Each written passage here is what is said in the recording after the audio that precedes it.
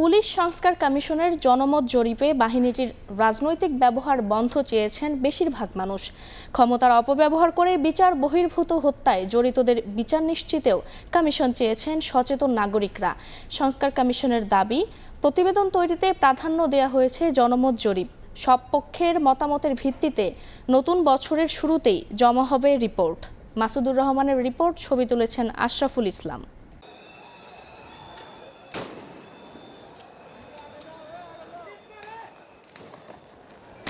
জুলাই গণ অভ্যুত্থানে পুলিশের বিতর্কিত ভূমিকার জন্য বাহিনীটির ব্যাপক সংস্কারের দাবি উঠে। অন্তর্বর্তীকালীন সরকারও বিষয়টি আমলে নিয়ে গত অক্টোবরে ৯ সদস্যের কমিশন গঠন করে। কমিশন কাজ শুরু করে পুলিশ সংস্কারে কেমন পুলিশ চাই শীর্ষক জনমত জরিপ শুরু করে। ১৫ দিনের জরিপে প্রায় ২৪,৫০০ মানুষ মতামত দিয়েছেন। জরিপে সবচেয়ে বেশি ভোট পড়েছে বাহিনীটির রাজনৈতিক ব্যবহার বন্ধে। এরপর আছে ক্ষমতার অপব্যবহার করে দুর্নীতি বন্ধ এবং গুম, বিচার বহির্ভূত হত্যায় দায়ী পুলিশের বিচারে কমিশন গঠন।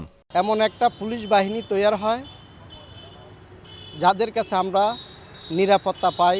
রাজনৈতিক আশ্রয় থেকে বিরত থাকবে আর জনবান্ধব হিসেবে কাজ করবে। 999 সেবা, পুলিশ ক্লিয়ারেন্স, অনলাইন জিডি সহ পুলিশের 8টি সেবাধর্মী কাজের গতি বাড়ানোরও সুপারিশ করা হয়েছে। অনলাইনের মাধ্যমে যদি আমরা এগুলা কার্যক্রমগুলো আরও বা এইভাবে সংস্কার করতে পারি, তাহলে সেক্ষেত্রে দেখা যাবে যে এই সেবাগুলোর মান আরও বেশি উন্নত হবে এবং জনগণের হয়রানিটা আসলে কমবে।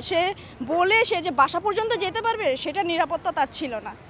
এখন যেহেতু সেই সুযোগটা আসছে, সেটাও সংস্কার হোক। সংস্কার কমিশন বলছে ৫৪ ধারার অপব্যবহার বন্ধের পক্ষে তারাও। একই সঙ্গে গায়েবী মামলা বন্ধের পাশাপাশি সভা সমাবেশে মাত্রাতিরিক্ত বল প্রয়োগ এবং রিমান্ডে নির্যাতন বন্ধেরও সুপারিশ থাকবে কমিশনের প্রতিবেদনে।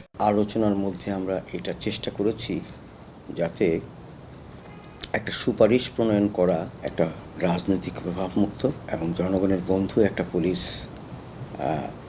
আমরা দিতে পারব। জনমত জরিপকে সর্বোচ্চ গুরুত্ব দিয়ে প্রতিবেদন তৈরি করা হয়েছে বলে জানিয়েছে কমিশন। জরিপটা দিয়েছিলামই পাবলিকের কনসেন্টটা নেওয়ার জন্য। পাবলিক পিপুল যে কনসেন্টটা দিয়েছে আমাদের, সেটা খুবই গুরুত্বপূর্ণ এবং তারা ভুক্তভোগী হয়ে এই কনসেন্টটা দিচ্ছে। সেই জন্য আমরা মূলত তাদের কনসেন্টের উপর জোর দিচ্ছি। জানুয়ারির 1st উইকে আমরা আশা করতেছি একটা রিপোর্ট আমরা তৈরি করতে পারবো।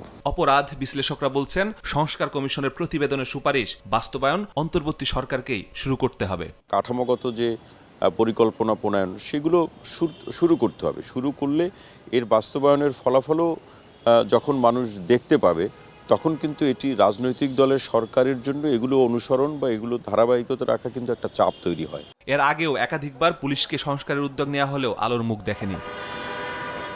মাসুদুর রহমান, সময় সংবাদ, ঢাকা।